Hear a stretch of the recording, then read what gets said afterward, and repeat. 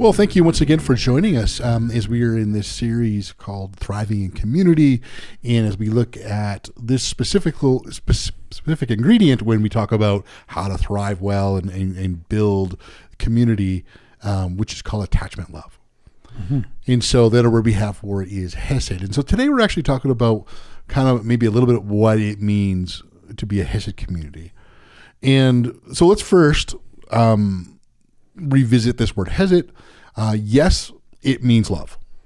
However, it is difficult to capture the word Hesed into a single word. So obviously sometimes when we read it and it's translated into English, it is accompanied by, it's got some adjectives, and it's translated into things like steadfast love, faithful love, enduring love, loyal love.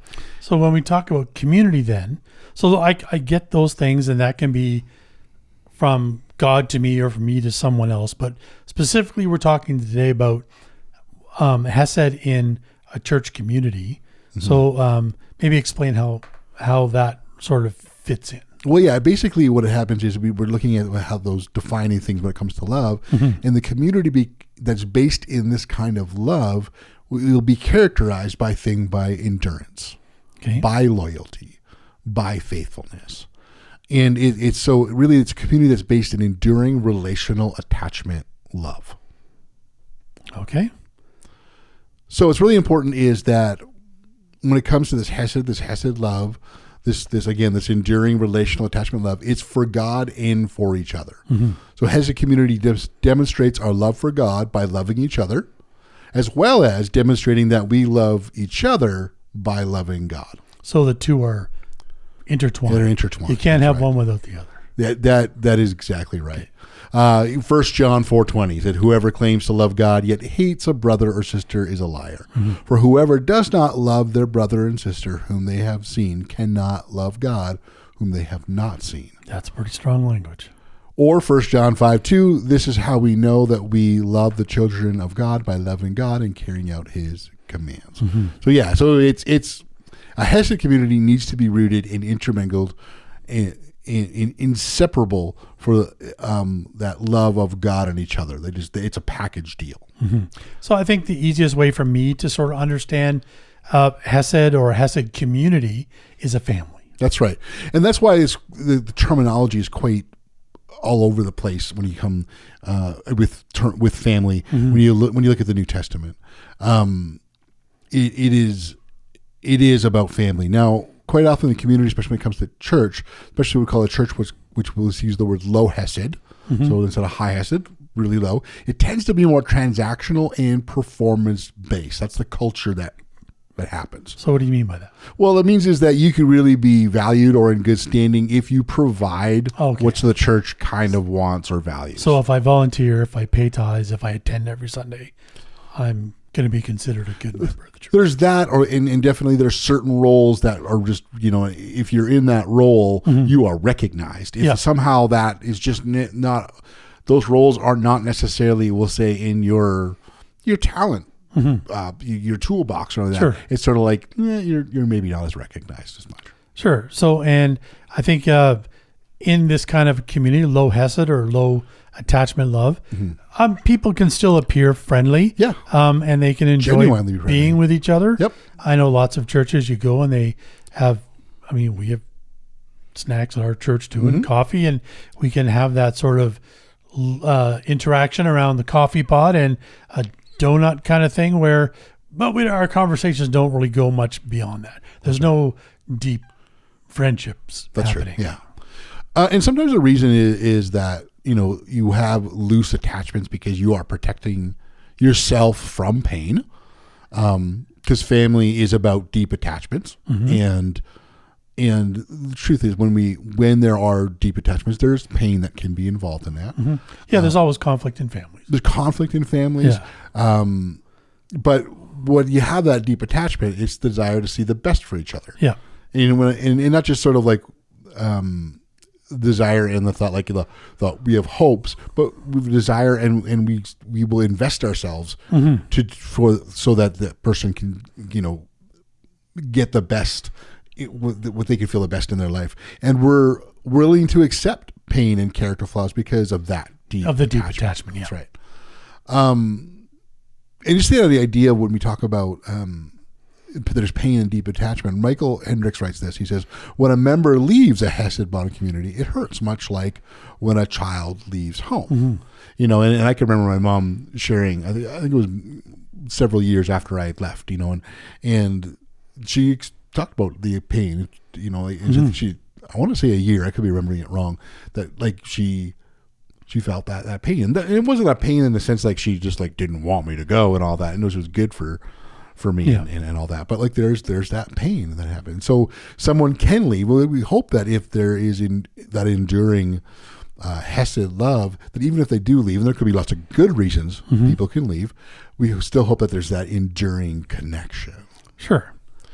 You're still their child and you come and visit on holidays. Exactly. It might not be quite the same kind of connection, but there's still some sort of enduring connection. And it's okay to realize that might be painful.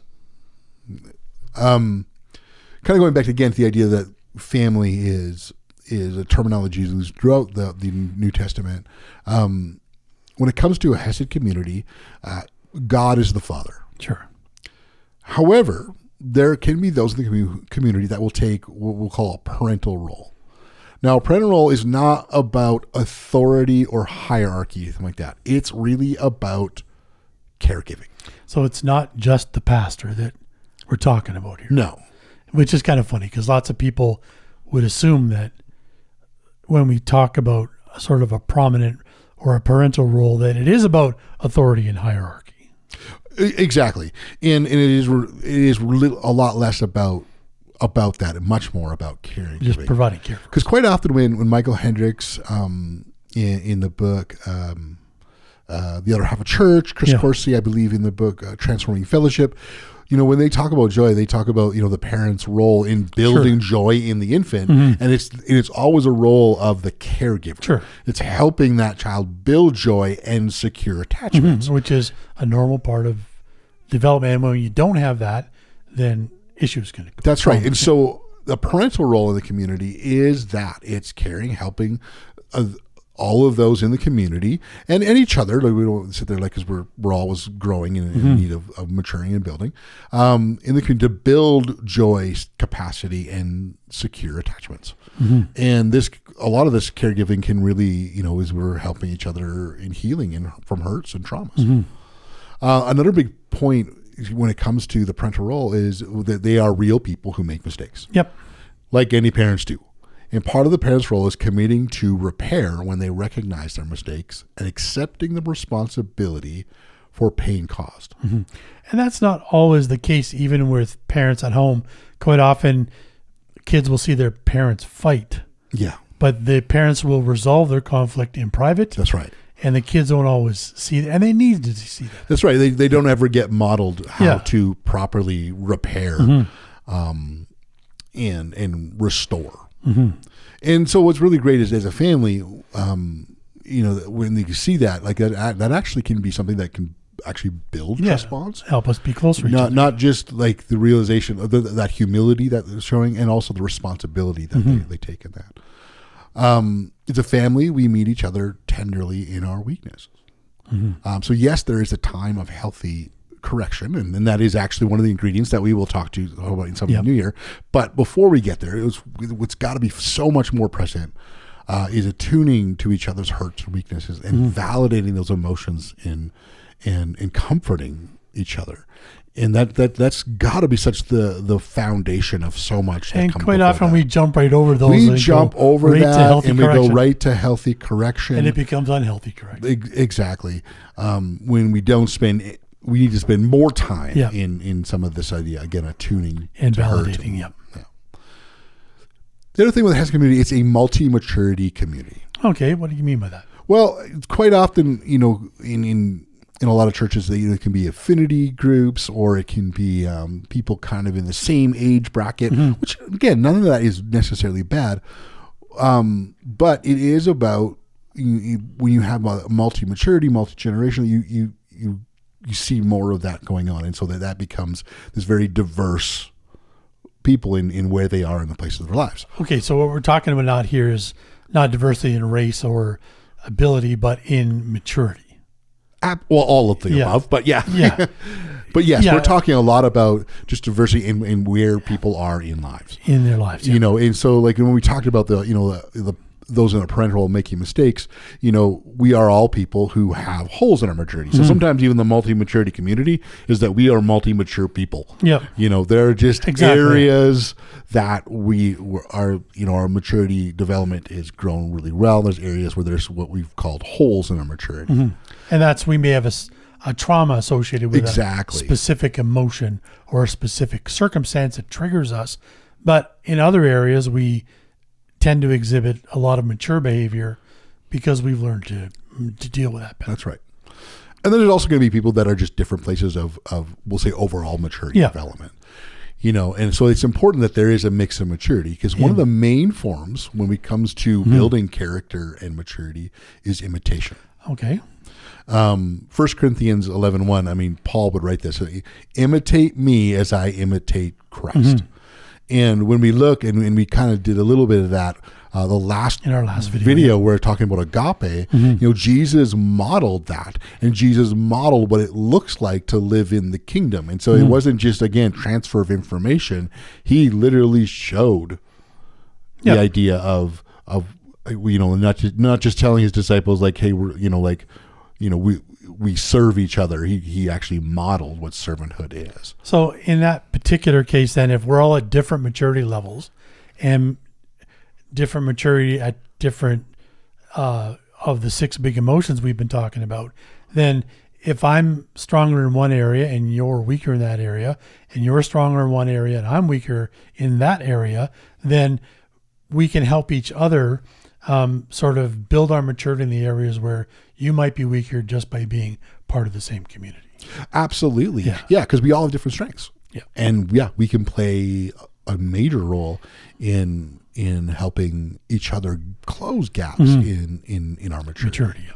And then we model for each other how to return to joy. And then what happens, actually, and this is coming back to some of the brain science kind of things, that when our brain sees what's modeled, it actually can kind of make the connection that says, oh, this is how I handle a situation like this. So it actually creates a pathway in the brain. That's right. Of how to handle that next time you come up. And it's really important because, again, like as we just say, like the brain makes the connection of how to handle, because we're looking on that right, it doesn't necessarily have that cognitive thought. It's the modeling kind of just starts to imprint on there, and it's just the brain saying, oh, this is maybe a better way to handle this. And another way that happens is through the sharing of stories. Yes. So of how we returned to joy well, or maybe didn't return well, and how we would have, I think we call this the do-over story. How we would have liked to return to joy well. And so those stories being shared also help create pathways in the brain for helping us to become more mature. Yeah, that could be so much, like, obviously, again, when we hear the good story of return, but it's also when somebody who's maybe not returned well and they say, this is my do-over, we might be able to relate to that. We're like, oh, that's a really, that story, even though that's not the story that happened, that's the story that you hope to happen if it happens again. But that story can help us. And they're like, hey, that I could apply that story to this thing that happened. And so those are just great ways to do that. And mess up. Everybody loves a good mess up story. Oh, everyone likes a good mess up story. Yeah. So all that's influencing to our growing maturity. And then I would say the multi-maturity is going back to that parental role, making that mistake. They actually can model what it is to commit themselves to repair and accept the pain that they might have caused. So they model for other people humility, but also how to maturely repair, resolve, and restore. And that's a really, I think, important part in that. So like even those moments, although we don't want to make the mistake, that can be a huge, not only a learning moment for that, for that parental role person in that sense, but also learning more for role for all of those who are involved. Sure. So I think that the big thing is, as we kind of talk a little bit, we do have to kind of rethink church just a bit. And this is not so much about how we conduct service as being bad. what happens that we are making sure whatever we're doing, that it encourages Hesed. So that's, as we said at the top or at the outset, that's not always the case. That is not always the case. So it's not just enough to do services better. We have to be encouraging Hesed somewhere in our journey of church community. That's right, because I mean, even when we talk about doing services better, quite often that we are looking to the things like a service and music and all that sort of thing. Sermons, all those Bible things, studies, yeah, all of those things are good things. Yep. But we've put a lot of weight on that, Mm-hmm. and truthfully, like even some of the talk that they have around Hesed is that Hesed actually can enhance Mm-hmm. sermons and Bible studies. And so when there's that commitment to each other or that attachment love, sometimes when you go back and you may, discuss the sermon or to the Bible study, you're actually bringing in that attachment to each other. And it's a different way of being able to encourage each other in that goes beyond just, oh, that's great information. Mm-hmm. And I think it even goes, or another way I would like to look at that is, because I know we've been focusing a lot on trying to be a more Hesed community. And I would say even, I feel a stronger connection to people that I'm speaking to on Sundays sometimes. And I hope they have a stronger connection to me because of our friendship. Yeah. And because of that, because they have seen me and seen my character in different situations, they might be more open to what I'm saying than if that wasn't the case. Right. So what we need to do is we need to learn how to build in ourselves and others Hesed. And it needs to be taught, but it also needs to be modeled. So there's it's more caught than taught idea. There's the more it's caught than taught. And there's where again, we can, even though it's good to have sermons and Bible studies on this, don't want to put all of that weight on that, because it needs to be modeled. So what's really, we think when it comes to rethinking church with Hesed in mind, by no means are we saying that this is easy. No, it definitely and by is no not means easy. do we think we've figured it out. Definitely not. We're trying. Trying. Yeah. And so I think what it really takes is addressing where we are as a church, whatever church it might be doing this, where we maybe are not safe, because it is about sharing weaknesses and things like that. And in the work we need to do to repair that. Because the truth is, sometimes we cannot be very good at acknowledging where we're not very good at treating others' shame and struggle with tenderness. And the reason can be because we can be very uncomfortable with our own. And so that it is looking at those things. Now, I think this next part where we're sort of talking about joy again briefly, I really liked what you said a couple of weeks ago about the soils, is that, I think it was in a previous podcast, that the ingredients are intertwined. Yeah. It's not interconnected. It's not building block A, building block C in a linear progression. This is like making a cake. You got to mix the ingredients all up in order for it to work well. So when we start fostering a Hesed community, the first place to start is to build joy with each other. Yeah, we have to build joy. When you're going back even to the stuff where we might need to address, where we start to address that, it needs to start in joy. Yeah. Because when we might not like things that we're like, hey, we're not so great at this, or we've really fallen apart on that or failed in that joy helps us be able to, again, as we talked about, where joy meets that emotion we're feeling to help us process it. That's where we build that capacity. It helps us process us, help us to repair and come into being a better Hesed community. So yeah, we need to start, continue doing these joy exercises. We need to do it on our own. We need to do it with each other, and we need to build joy bonds with one another. Because it is joy. It is the joy bonds. It is that joy that bonds us together and allows for the potential of secure attachments. Hesed. It's built in joy. Well, thanks very much for joining us on this journey as we're talking about attachment love. And hopefully you found this information helpful. And we really like that you are listening in. And if you do like this content, please like and subscribe.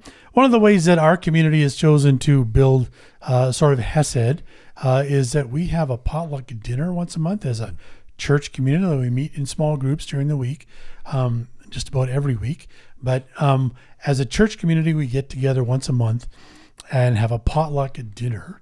And so, and it's a very informal time. We don't do a church service. We try and incorporate elements of fun and discussion topics so that we're actually learning more about each other and having fun together. And so it's doing two things. It's building joy and joy capacity, and it's also helping us have a stronger bond with each other. And so if you live in the area, we meet on the fourth Sunday of every month at the Riverbend Community Center for a potluck dinner. And if you would like to join us sometime, it's a good way for you if you're maybe looking for a church, or all this talk about how we do community and how we're looking at the early church does community. That sounds interesting to you. This is kind of a low impact way to come and get to know us a little bit. So we just want to throw that invitation out there. And thank you again for joining us. And we will see you next time.